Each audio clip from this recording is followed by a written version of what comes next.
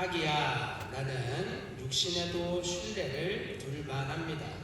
다른 어떤 사람이 육신에 신뢰를 둘 만한 것이 있다고 생각하면 나는 더욱 그러합니다. 나는 난지 여드레 만에 할례를 받았고 이스라엘 민족 가운데서도 베냐민 지파요 히브리 사람 가운데서도 히브리 사람이요 율법으로는 바리새파 사람이요 열성으로는 교회를 박해한 사람이요 율법의 의로는 흠잡힐 데가 없는 사람이었습니다. 그러나 나는 내게 이로웠던 것은 무엇이든지 그리스도 때문에 해로운 것으로 여기게 되었습니다. 그뿐만 아니라 내 주 예수 그리스도를 아는 지식이 가장 고상하고 나는 그 밖의 모든 것을 해로 여깁니다. 나는 그리스도 때문에 모든 것을 잃었고 그 모든 것을 오물로 여깁니다. 나는 그리스도를 닮고 아멘. 자, 네, 9절 말씀은 좀 이따가 나중에 읽어보도록 할게요. 네, 나오네요. 제가 여기 초청을 받아가지고 이곳에 와서 뭘 전하면 되나요? 이렇게 여쭤봤어요. 그랬더니 목사님이 예수님 만나고 살면서 감사했던 것들 그런 거는 나눠주시면 됩니다. 이렇게 이야기를 하더라고요. 그래서 여러분 저희가 누군지 잘 모르잖아요. 저도 여러분을 잘 모르고 그죠? 그래서 저에 대해서 잠깐 정보를 드려야 여러분들이 아마 이 말씀을 듣는데 좀 도움이 되겠다는 생각이 들었어요.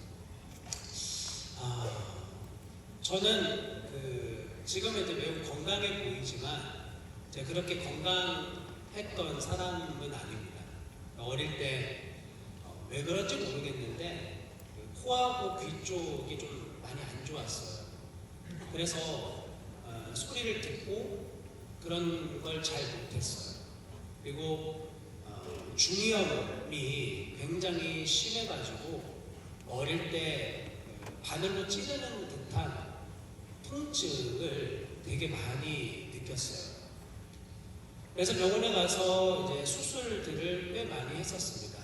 중이염 수술한다고 고막을 찢어가지고 그 안에 이제 튜브 삽입도 하고 안에 이제 찬 농들을 빼느라 수술을 많이 했던 기억이 나요. 그렇게 하다 보니까 고막이 많이 작아졌어요. 얇아졌어요. 그래서 제 숨소리는 엄청 크게 들리는데 제 외부 소리는 좀 잘 안 들려요. 그런 어드밴테이지를 좀 얻게 됐어요. 그 덕분에 귀가 좀 예민해져서 음악을 듣거나 그럴 때 음악을 좀 잘 들어요. 소리가 톤이 어떤 게 안 맞거나 소위 삑사리가 나거나 그러면 잘 캐치해요. 그런 부분이 되게 크게 들리는 그런 도움이 생겼어요. 감사한 걸 이야기를 해보려는데 감사했던 게 뭐가 있을까? 살면서 좀 어려웠던 생각들이 먼저는 들더라고요. 코도 별로 안 좋고 귀도 별로 안 좋은데 나중에 이제 대학교를 가서 이제 신검을 받잖아요. 남자들은 신검을 받는데 그때 군대 가기 전에 군의원이 좀 이상하다는 거예요. 눈 상태가 좀 많이 안 좋으니까 큰 병원을 좀 가보라 그래요. 그래서 큰 병원으로 갔습니다. 갔더니 지금은 좀 사람들에게 알려져 있는데 원추 각막증이라고 해서 이렇게 눈이 있으면 각막이 이렇게 뾰족하게 원추 모양으로 계속 튀어나오는 거예요.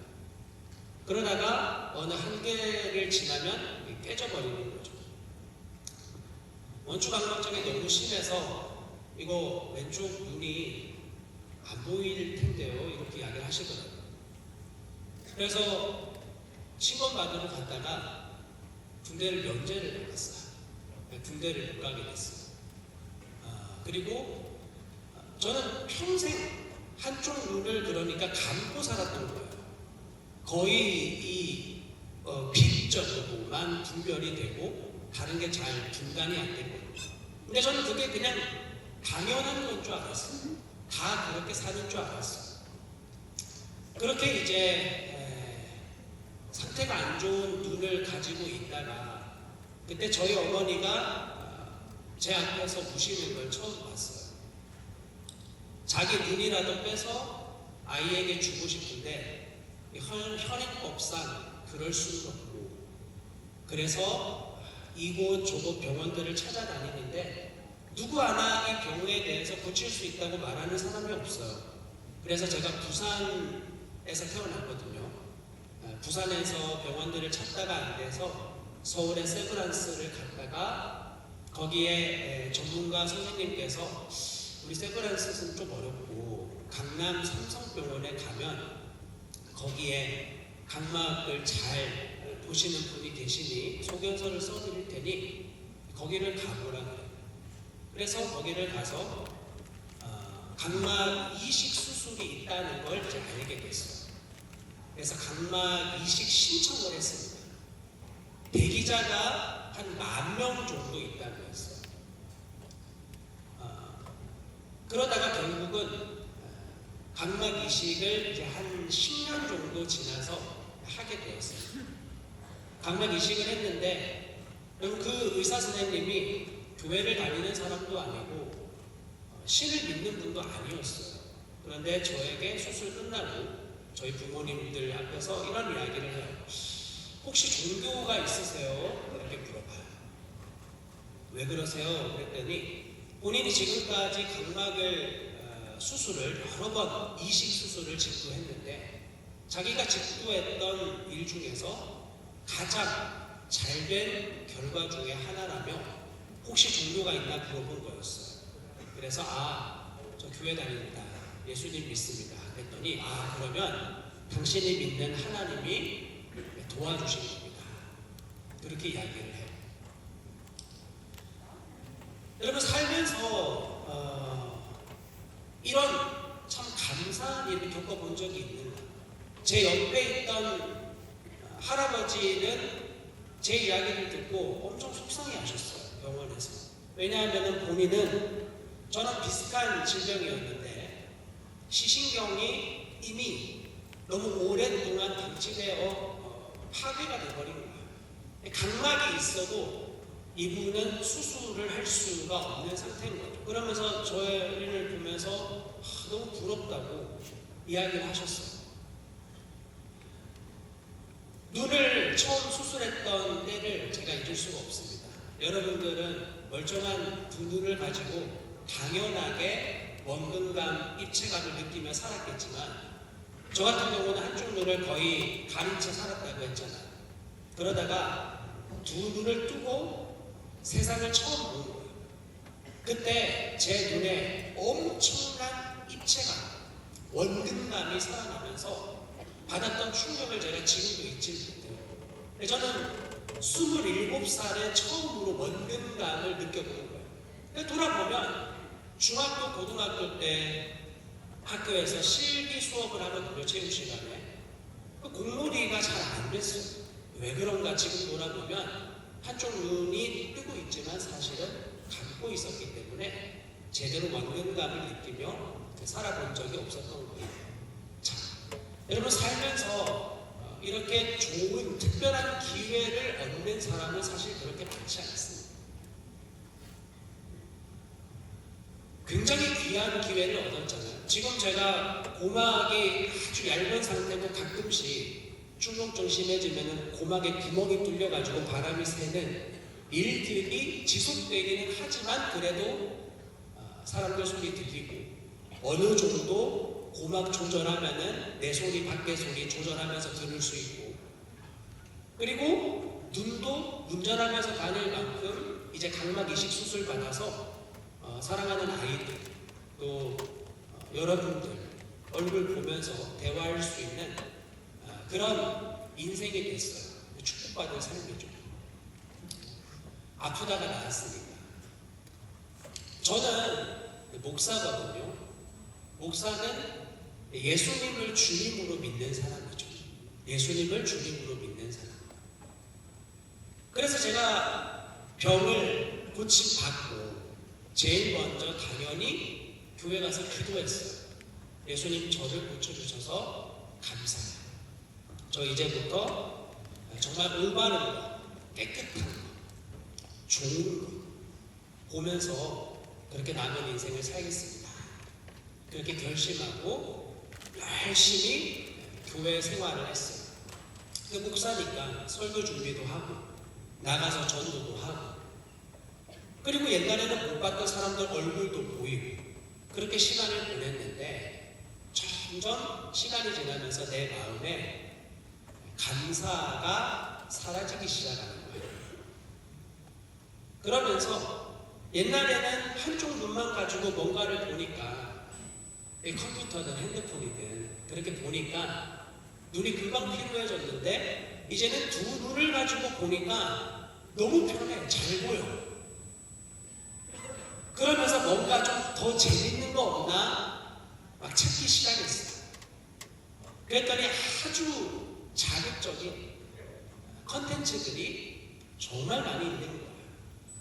그땐 유튜브도 없었을 때인데 이곳저곳 다니다 보면 아주 자극적인 것들이 많이 있었어요.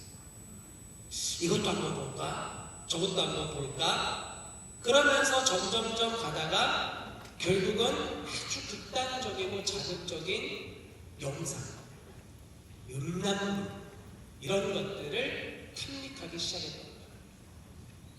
제가 직업이 뭐라고요? 목사. 그때도 목사고 지금도 목사예요. 다른 게 있다면 지금은 그런 삶을 살지 않고 그때는 그런 삶을 살았던 거죠. 자, 여러분들이 지금 보고 있는 핸드폰에는 어떤 영상을 보고 뭘 하고 있는지 제가 잘은 모르겠지만 여러분, 중요한 건 저는 그런 것들을 보면서 한 번도 제대로 된 만족을 느껴본 적이 없어요. 그런데 이건 일종의 자극이거든요. 끝없는 자극. 끝없는 자극을 추구하고 받으면서 더한 자극으로 나아가는 마치 마약 같은 그런 삶에 건강하게 회복된 눈을 사용하고 있는 거예요. 근데 여러분, 목사 그러면 안 되잖아요.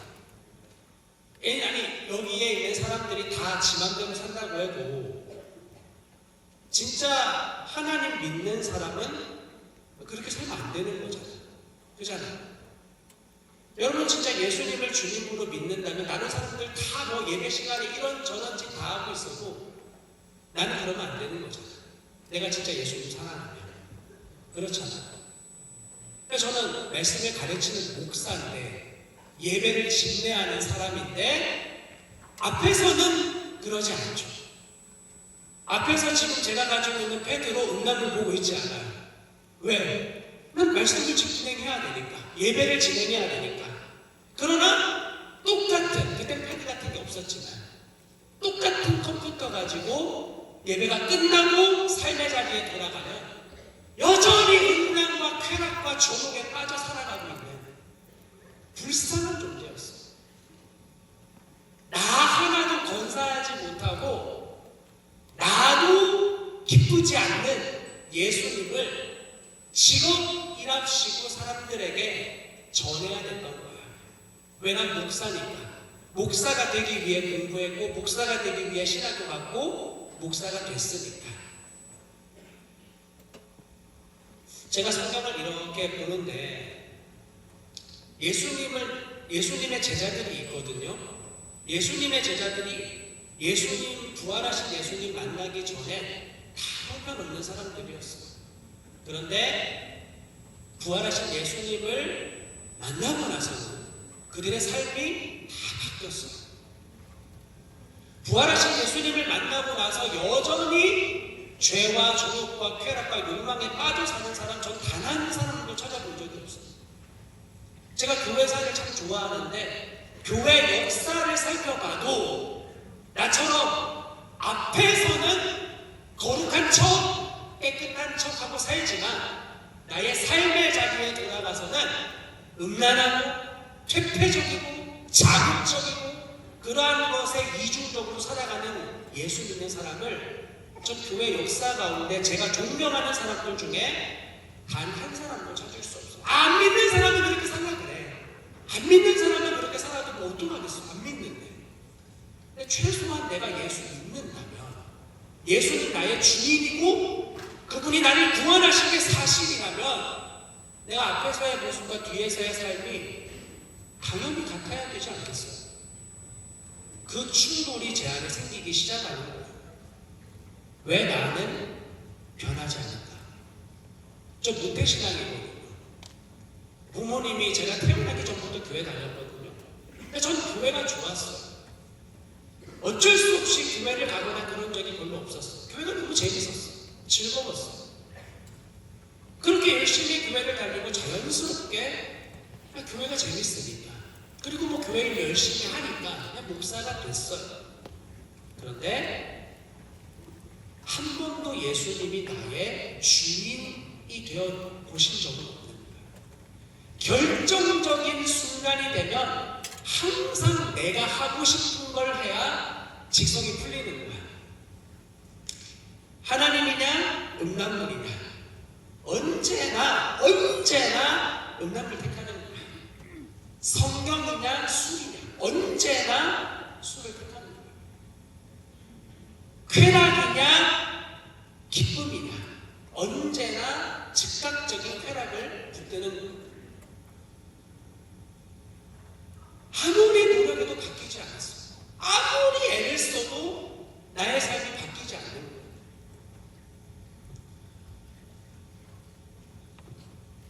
하나님은 결과를 아니라 과정을 보신다. 다들 들어보신 이야기일 거야. 하나님 살아계시고 그분은 우리의 결과를 보는 게 아니라 과정을 보신다. 그래서 과정이 매우 중요하다, 이런 이야기를 하죠. 알아요. 근데 결정적인 순간이 되면 나는 과정이 아니라 결과를 붙들고 싶은 거야. 목사 시험을 보는데 저희는 감리교회에서 매년마다 목사가 되기 위해서 시험을 봐야 됩니다. 시험을 보는데 저희가 이제 암송을 해야 되거든요. 한 제 기억으로 한 129절 정도 됐던 것 같아요. 암송을 해서 해야 되는데 도저히 자신이 없어. 몇 문제 틀리면 떨어질 것 같은 거야. 그래가지고 어떻게 할까 고민을 하다가 도저히 안 외워지는 몇 문제를 적었어. 컨닝 페이퍼를 만들었어. 그래가지고 이거는 최후의 수단으로 써야 되겠다. 나중에 다 아는 문제 나오면 안 써야지 했는데, 그 시험 다 아는 문제만 나오면 시험을 칠 리가 없지. 모르는 문제가 나왔어. 헷갈리는 게 나왔어. 뭐더라 그러다가 이걸 꺼내서 봤다가는 양심이 막 쿵쾅거리고 두려워서 꺼낼 수가 없는데, 감사하게 제 앞에 시험 보던 어떤 나이 많으신 여자분이 갑자기 시험 책을 이렇게 꺼내시고, 그리고 막 넘기면서 찾아 진행 쭉 오셔가지고 뭐 하시는 거냐고 지금. 그래요. 그랬더니 이분이 노라고, 내가 목사 떨어지면 당신이 내 인생 책임질 거냐 이러면서 막 이렇게 하면서 막 쓰는 거야. 어떻게 됐는지 모르겠는데 저는 어쨌든 그분 때문에 용기가 생겼어요. 저렇게도 컨닝하는 사람이 있는데 난 저 정도는 아니야. 난 저 정도는 아니지. 그리고는 주섬주섬 준비한 컨닝 페이퍼를 꺼내서 몇 문제를 뺏겼어요. 그리고 분명히 돌아가다. 그리고 이제 시험이 끝나고 돌아왔는데 주일이 됐는데, 여러분 그때 제 설교가 지금도 잊혀지지 않아요. 설교의 주제는 정직이었어요. 뭐라고요? 정직. 너무 내 살았던 삶, 방금 전에 쳤던 시험과 충돌이 되는 거예요.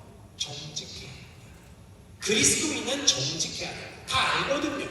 그런데 결정적인 순간이 되면 정직보다는 이득을 택하는 나의 모습, 이익을 택하는 내 모습, 그리고 전혀 바뀌어지지 않아요. 당연히 교회 다니니까 회개했죠. 이렇게 예수 믿으면 안 되지. 하나님, 제 마음의 양심의 이 거리낌을 용서하여 주옵소서. 주님, 불쌍히 여겨 주옵소서. 기도 많이 했어요. 그런데 하나님은 한 번도 나를 용서하신 적이 없어요. 용서를 받으면 내가 알거든. 여러분 어릴 때 엄마 아빠한테 잘못해가지고 징계를 받고 나면 용서받았다, 이제 끝났다, 이 느낌이 있잖아요. 똑같아요. 하나님으로부터 내가 정말 용서를 받으면 마음에 확신이 생겨요. 용서받았다는.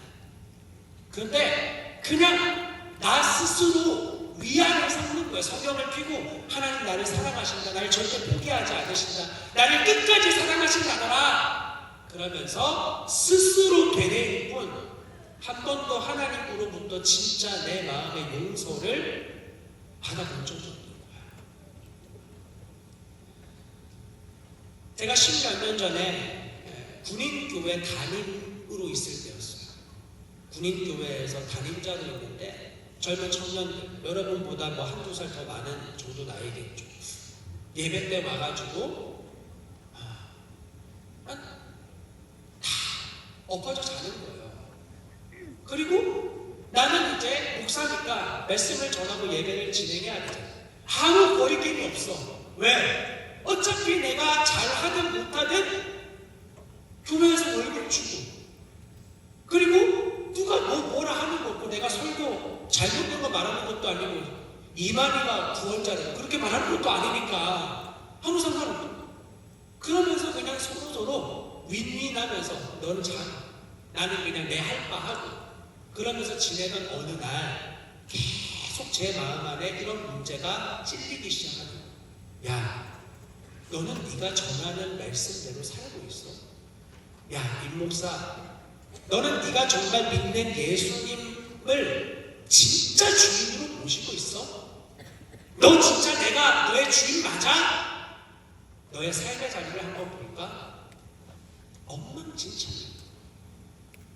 아니, 예수님을 고사하고 옆에 내가 존중하는 사람 한 명만 옆에 있어도 내가 핸드폰에 마음대로 눌리던 거 함부로 안 눌리거든요. 왜? 내가 어떤 사람인지 드러나니까. 겁나잖아. 날 숨기잖아. 괜찮은 척 포장하잖아. 되게 거룩한 척 그렇게 나를 나타내려고 애쓰잖아. 옆에 사람 하나만 있어. 근데 내가 진짜 예수님을 인격으로 모신다면서 나 한 번도 그렇게 살아본 적이 없어요. 제가 그래서 결심을 했어요. 저는 평생 꿈이 목사가 되는 거였는데, 저는 고등학교 때, 중학교 때도, 초등학교 때도 한 번도 저의 꿈을 바꿔본 적이 없어요. 진로를 고민해 본 적이 없어요. 목사가 됐어요. 목사가 되고 딱 1년이 지날 때 저는 목사를 그만두기로 결심을 했어요. 아까 말씀드린 이런 이유 때문에 나도 바뀌지 않고 나도 변화되지 않는 이런 복음을, 우리 복음이라고 하거든요. 예수님을 기쁜 소식이라 그러는데, 아니 나도 기쁘지 않은 예수님을 내 누구한테 전한단 말이야. 정직하게 말해서, 탁하놓고 말해서 예수님이 나에게 요구하는 건 다 불편해. 예수님 원수를 용서하라 그래. 원수를 사랑하래. 여러분 받아들일 수 있어요? 원수를 어떻게 사랑해? 때려 죽여도 시원치 않은데 원수를 어떻게 사랑하냐고. 원수를 사랑하네. 내 이웃을 내 몸과 같이 사랑하네. 안 되는 거야. 내 이웃을 고사하고 내 가족도 사랑이 안 돼. 내 가족도. 이웃은 고사하고 안 되는 거야. 아무리 노력하고 애쓰고 있어도 예수님이 하신 말씀대로 하나도 제대로 살 수가 없어. 하나도. 내가 그래도 양심이 있는데 이렇게 종교인으로는 못 살겠더라. 아니 최소한 목사로는 못 살겠어. 사람들에게 이게 진리입니다. 그리고 그렇게 살지 않는 이중적인 삶으로는 살지 못하겠었어요. 그래서 결국은 목사를 그만두기로 결정을 했어요. 그게 제 양심상 제일 내 양심이 편할 수 있는 방법이었어요. 그러나 더 중요한 근본적인 문제는 내가 목사를 그만둬도 내 죄의 문제가 과연 해결이 될까? 내가 목사 그만두면 내가 음란물 끊을 수 있을까? 내 목사 그만두면 내 쇼츠 끊을 수 있을까? 유튜브 끊을 수 있을까? 인스타 끊을 수 있을까? 네, 그렇게 될 문제가 아니에요. 왜? 너무 좋으니까. 여러분 기억하세요. 죄는 억지로 짓는 거 아니에요. 하나님한테 어떤 친구들은 울면서 제발 죄를 끊게 해달라고 그런 선한 양심을 가진 교회 다니는 사람들이 있다고 저는 알아요. 여러분 정직하게 여러분 죄를 왜 짓느냐? 죄는 내가 좋아서 짓는 거야. 내가 좋은 거야. 내가 좋으면 누가 뭐라 안 해도 온 마음과 생각을 집중해서 하게 되어 있습니다. 만약에 여기에 차문으로 왔다. 벌써 고개 들잖아. 벌써 고개 들리니까? 왜냐면 좋으니까 머리가 들리는 거야. 근데 목사 왔다. 고개를 저절로 숙여지는 거죠. 내가 좋으면 누가 안 시켜도 되는 거야. 연애하는 애들 봐봐요. 연애하는 애들 누가 시켜가지고 집에 가서 바래다주고 또 바래다주고 서로 그럽니까? 효과 없는 짓을 왜 그렇게 합니까? 서로 이익이 안 되는 그런 비합리적인 행동을 왜 하는 겁니까? 내가 좋으니까 하는 거죠.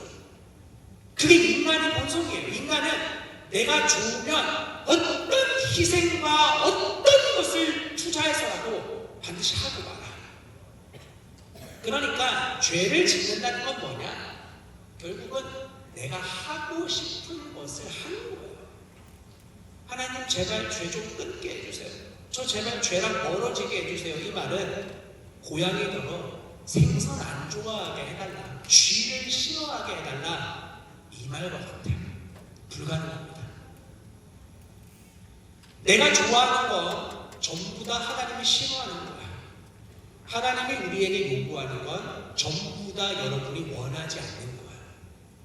전 어릴 때부터 교회를 열심히 다녔지만 이 하나님의 진리 앞에 서본 적이 없는 많은 사람들을 알고 있어요. 그냥 내가 교회에서 뭔가를 열심히 하면 하나님 나를 예뻐해 주시겠지. 천만에요.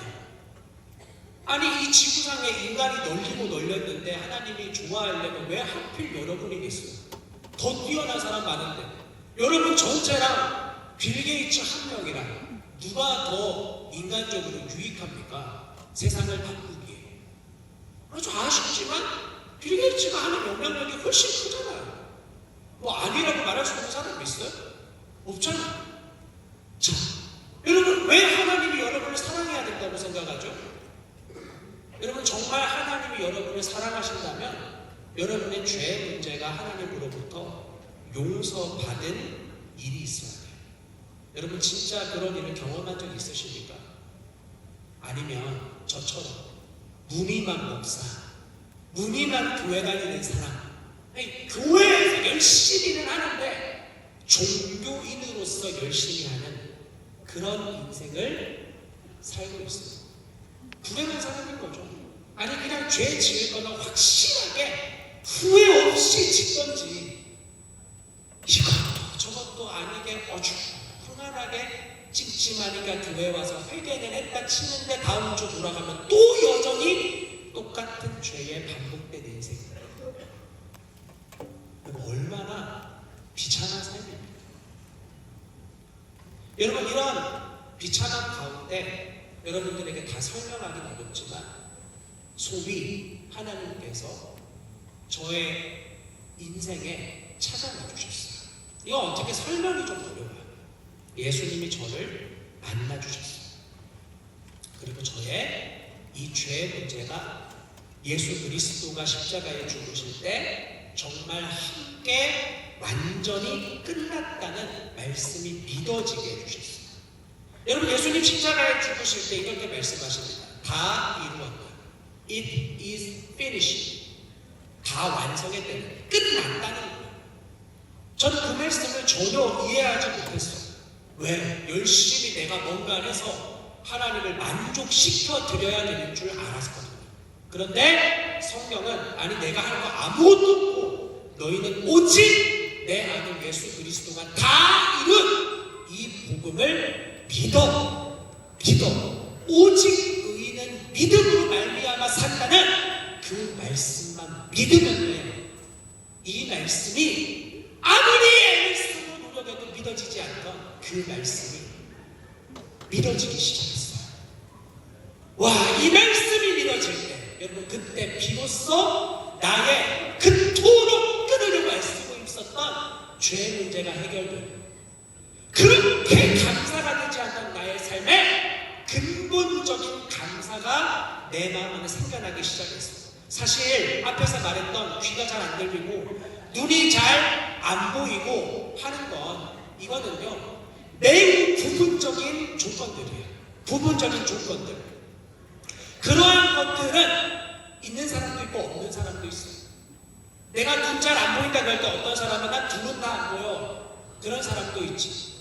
그런 조건적인 거 말고 모든 인간이 가질 수 있을 수밖에 없는 근본적인 결핍, 죄의 문제. 이 부분에서 정말 나는 자유로운 사람인가? 여러분, 이제 뭐 대학교 1학년, 2학년 정도 되는 젊음의 때에 저는 여러분들의 인생에 가장 근본적인 감사가 회복되기를 정말 바라요. 그러려면은 여러분들의 인생의 선배로서, 여러분이 뭐 예수 안 믿고 이런 건 잘 모르겠고, 인생의 선배로서 저도 여러분과 같은 나이대가 있었을 거예요. 아무도 나에게 이런 이야기를 해준 적이 없어요. 그렇게 열심히 교회 다니고 그렇게 열심히 신앙생활 했는데, 야 지훈아, 너 예수 그렇게 믿는 거 아니야. 야, 너 신앙생활 그렇게 하는 거 아니야. 너 예수님을 주인으로 모신다면서 그런 식으로 사는 거 아니야. 나에게 정말 진지하게 누군가 그렇게 알려주었더라면, 그리고 그렇게 살면서, 아니 지도 안 살면서 나에게 그런 말 하면 안 되지. 정말 자기는 그렇게 거룩하게 예수님의 죄로 용서받은 존재로 살아가면서 나에게 말해주는 사람이 있었다면, 저의 신학교에서의 삶은 어쩌면 옛날과는 좀 달랐을 것 같아요. 신학교를 열심히 다녔지만 전 신학교 다니면서 너무 허무했어요. 열심히는 했는데 내가 뭘 위해 사는지 머리로는 알아. 머리로. 그런데 진짜 예수님을 누리며 살아본 적이 없거든요. 그런 적이 없어요. 전 여러분들의 인생에 정말 그런 축복이 임하기를 원해요. 내가 왜 사는지, 뭘 위해 사는지, 무엇을 위해 사는지. 여러분, 이 문제가 명확해지려면 여러분의 마음 안에 있는 근원적인 죄를 추구하는 이 문제가 반드시 해결되어져야 합니다. 그것은 어떤 신비한 체험이나 이런 것을 말하는 게 아니에요. 하나님의 말씀인 성경이 믿어지는 거야. 마음으로부터 믿어지면 삶이 바뀝니다. 여러분, 제가 소두의 말씀을 드렸듯이 저는 목사 시험을 볼 때 컨닝을 했어요. 음란물에 빠진 채 여전히 토요일 밤 12시 이후까지 죄 가운데 버무려 살다가 주일 아침이 되면 허겁지겁 일어나서 정장을 갖춰 입고 아무 문제가 없는 것처럼 사람들에게 예배를 진대했었어요. 아무도 몰랐어요. 저의 삶에 대해서. 제가 예수님을 만난 그날, 제가 주님 앞에 저의 인생을 다시 한번 올려드렸어요. 하나님, 제 인생의 주인은 이제 예수님이십니다. 예수님이 기뻐하는 뜻이 뭐냐? 저 이 사람이랑 결혼해야 돼요? 저 이 사람이랑 연애하면 될까요? 그런 거 말고, 궁금하면 여러분 그 사람의 핸드폰을 확인해봐요. 요즘에 설정 들어가서 브라우저 들어가면 그 사람이 검색한 기록이랑 쫙 나오거든요. 그거 확인해보면 그 사람에 대해서 알 수 있어요. 외모가 멀쩡하고 질서 정연하고 그런 거 아무 소용 없고요. 여러분, 엄청나게 잘생긴 외모인데 마음에 음란으로 가득 차 있다면 이 사람이 음란의 죄에 곧 터질 사람이에요. 마음에 엄청 거울에 멀쩡한데 살인으로, 미움으로 가득 차 있다. 그러면 이 사람 살인의 죄로 터져나갈 가능성이 있는 사람인 거죠. 그 사람에 대해서 알고 싶다? 이 사람의 유튜브 매일 화면을 살펴보세요. 오빠 나 잠깐 핸드폰 좀 볼게. 유튜브 좀 찾아보게. 쫙 나오는 거. 그게 그 사람의 실체예요. 그게 나의 실체니까. 교회에서 열심히 했고 많이 울었고 그런 거 다 필요 없고 유튜브, 인터넷 브라우저 검색 내역이 나야. 그걸 보는 눈이 열려야 돼. 그래야 안 속는데 그걸 모르고 속아서 이런 사람일 줄 몰랐다고. 옛날에 우리 교회에 한 집사님이 연예인 엄청 젊은 연예인 좋아해가지고 아마 그 연예인이 검찰에 출두했어요. 검찰. 그래가지고 아주 기를 쓰고 말하는 거예요. 절대로 걔는 절대로 그럴 리가 없다. 자기 확신한다. 그 나중에 감옥 갔어요. 경찰. 그 연예인이 감옥 갔어요. 그리고 그분도 교회를 안 나갔어요. 자기가 해놓은 말이 있으니까. 얼마나 부끄러워. 절대 그럴 리가 없다. 생긴 걸 봐라. 그런 죄짓게 생겼다. 그거 모르고 결혼해가지고 여러분들의 부모님들이 최선을 다해서 내가 이 사람과 행복하게 살아야지 하고 고르고 결혼해서 여러분들의 가정생활이 시작이 된 거예요. 여러분 부모님들이 계약 결혼한 게 아니잖아요. 최선을 다해서 고르고 선택한 분이 여러분의 아빠고 여러분의 엄마니까. 여러분은 그렇게 생각하죠. 나는 결혼하면 절대 아빠 엄마처럼 안 살 거야. 절대 그렇게 나의 미래를 그냥 본다고 생각하면 돼. 내 미래야, 내 미래. 우리 부모님의 가정생활이 내 미래예요. 왜? 그 사람의 존재를 모르거든. 안 보이거든. 여러분, 내가 이 죄의 문제에서 완전하게 해결을 받지 않으면 나도 여전히 겉모습에 속아 살게 돼요. 저는 그렇게 예수님을 만나고 더 이상 내가 원하는 내 인생을 살지 않기로 결단했어요. 그리고 제일 먼저 내가 지금까지 가지고 있던 이 목사라는 타이틀, 저한테는 왕관 같은 거였어요. 여러분은 어떻게 보는지 모르겠지만 저에게는 아주 중요한 이 왕관을 진짜 예수님께 온전히 넘겨드려야 되겠고요. 그래서 내 손에서 목사직을 놓는 게 주님이 가장 기뻐하는 일이라는 확신이 들었어요. 왜? 그분이 나의 주인이시니까. 여러분, 하나님의 뜻은 우리의 거룩함입니다. 다른 데서 하나님의 뜻을 찾으려고 애쓰지 마세요. 이게 거룩한 건가, 거룩하지 않은 건가, 이것만 분별할 수 있으면 돼요. 음란물에 쩔어 살던, 술과 저녁과 쾌락에 쩔어 살던 나의 인생 가운데서 얼마나 성도들을 기만하고 하나님을 업신여기고, 근데 하나님은 저를 용서해 주셨어요. 그러나 사람들은 아직 나를 모르잖아요. 그날 주일에 정직하게 말씀을 드렸어요. 군인교회를 사역하면서 얼마나 악독하고 이중적인 삶을 살아왔는가 교인들에게 나누었어요. 그리고 교회에서 위원회를 구성해서 저를 치리해 달라고 말씀을 드렸어요. 이 교회에서 이제 그만 목회하시면 좋겠다. 당신 같은 분은 회개했다고 하지만 저희가 받아들이기는 좀 어렵다. 그러면 떠나겠습니다. 그리고 저희는 감리교라, 이 감리교는 지역들을 나누는 연회가 있거든요. 저는 그때 인천에 소속이 되어져 있었는데 인천에 저희 목회자 인사를 담당하는 기관이 있습니다. 거기 갔어요. 그리고 제가 얼마나 목사가 되었지만 이중적인 삶을 살던 악독한 존재였죠. 그 인사를 담당하는 분께 저의 삶을 나누었어요. 목사님 만약에 저의 목회 커리어를 취소하셔도 저 너무 아멘입니다. 괜찮습니다. 좀 기다려봐라. 이런 경우는 좀 없었는데 우리 다시 연락을 드리겠다. 그렇게 좀 시간이 지나서 나중에 우리 교회에서도 그리고 우리 연회에서도 저를 다시 목사로 인정해주고 몇 가지 숙제는 좀 있었지만 감당할 수 있는 기회를 주셨어요. 그래서 저는 저의 목회를 시한부 목회로 불러요. 시한부 목회. 주님이 허락하실 때까지 진짜 나의 존재를 바꾼 이 예수 그리스도의 복음을 언제든지 전할 수 있어야 합니다. 여러분, 다른 건 여러분을 바꾸지 못합니다. 제가 여러분들에게 만약에 끝나고 치킨 한 마리씩 드린들, 그 여러분의 삶에 무슨 변화가 생기겠습니까? 그거 먹고 더 힘받아서 죄짓지 아무런 변화를 일으키지 못해요. 그러니까 여러분의 인생에 오늘 지금 이 시간에 정말 진지하게 자기의 인생을 탐독하는 사람, 나는 왜, 무엇을 위해서 살아야 하는가, 이걸 진지하게 고민하는 사람에게는 여러분 정말 여러분의 인생에 아주 귀한 시간이 되었을 거라 확신합니다. 자, 여러분 저는 오늘 안산대학교에서 하나님 말씀을 전할 수 있게 되었어요.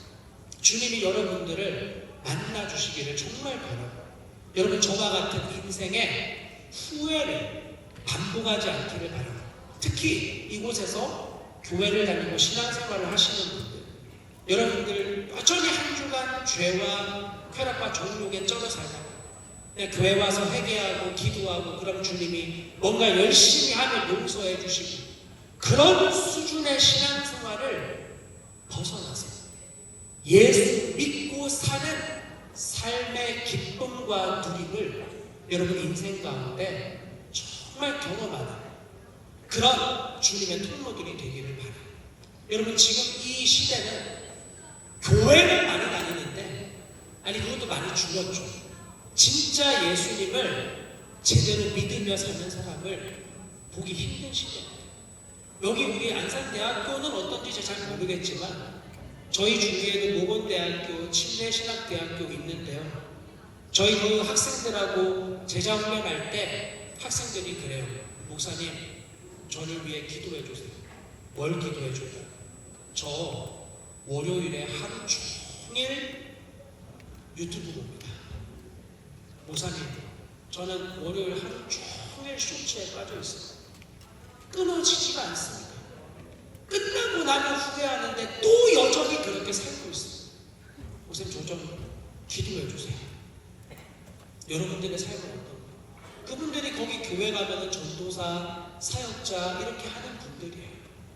그런 사람들이 그런 수준이라면 일반 대학을 다니는 사람들은 그보다 높다고 보기는 좀 어렵지 않을까요? 여러분 지금의 시대는 여러분들을 계속 즉각적인 자극을 추구하게 만드는 시대입니다. 제가 어릴 때 대학교 때와는 너무나 다른 시대를 살고 있어요. 손끝 하나로 내가 원하는 모든 걸 다 가질 수 있는 이런 시대의 풍조 속에서 그 모든 자극과 세상의 가치를 부인하고 예수 그리스도와 함께하는 삶. 오늘 여러분들이 말씀을 보았지만 사도 바울은 예수님의 지식이 너무 고상해서 자기가 가지고 있는 모든 것을 배설물, 대변, 소변으로 갖다 치부해버렸다고 말합니다. 여러분 이런 분위기 속에서 정말 예수님 때문에 온 마음을 예수님께 집중하는 사람, 이런 분위기 가운데에서 그런 풍조에 휘말리지 않고 나를 죄에서 구원해 주신 하나님의 은혜에 감사하면서, 저 옆에 있는 사람이 나를 바꿀 수 없거든요. 내 존재를 바꾸신, 나를 죄에서 건져주신 하나님의 은혜에 감사하면서 사람의 시선과 평판에 좌우되지 않고 예수님을 인격적인 주인으로 모시고 행복한 근원의 기쁨을 누리며 살아가는 그런 한 사람 한 사람을 통해 이 사회와 시대가 변혁되는 거야. 예수님을 따르던 수많은 사람들은 결국 자기가 원하는 일이 이루어지지 않자 예수님을 십자가에 못 박습니다. 오늘도 예수님은 주님을 사랑하는 자들에게 요청해요. 수많은 무리가 될 것이다. 아니면 주님을 정말 끝까지 사랑하는 주님의 제자가 될 것이다. 이곳에 모여 계신 여러분들 중에 정말 한 알의 미랄이 땅에 떨어져 죽어 이 학교를, 이 지역을, 그리고 이 나라와 민족과 열방을 하나님의 놀라운 열매로 변화시키는 주님의 한 알의 미랄에 썩어지는 존재로 쓰임을 받는 감격과 기쁨을 경험하고 맛보는 안산대학교 여러분들이 되시기를 주님의 이름으로 축원합니다. 기도합시다. 하나님, 우리에게 가장 중요한 감사는 내가 눈에 보이는 무엇을 더 많이 가졌다, 더 많은 이익을 얻었다, 이런 것들이 아니라 나의 죄된 존재를 십자가에서 다 끝내주신 예수 그리스도가 나의 주인이 되었다는 사실입니다. 하나님, 젊음의 날에 하나님 앞에서 정말 한 인간 존재로서 인생을 살아가야 하는데 우리의 주위에 너무나 많은 자극과 쾌락이 포진되어 있습니다. 이것을 이겨낼 힘이 우리에게는 없습니다. 끌어오르는 종욕과 욕망을 내 힘으로 제어하며 사는 사람들을 만나본 적이 없습니다. 하나님, 모두가 종욕과 쾌락과 욕망의 노예가 되어 살아가는 세상 한복판에서 예수 그리스도의 십자가의 복음을 생명으로 받아 존재가 변화되어 주님을 따라 살아가는 참된 기쁨과 감격을 실제적으로 누리며 살아가는 하나님의 사람들 되어질 수 있도록 주님 축복하여 주시옵소서. 이 학교의 학생들을 위해 많은 사람들이 기도하고 있습니다.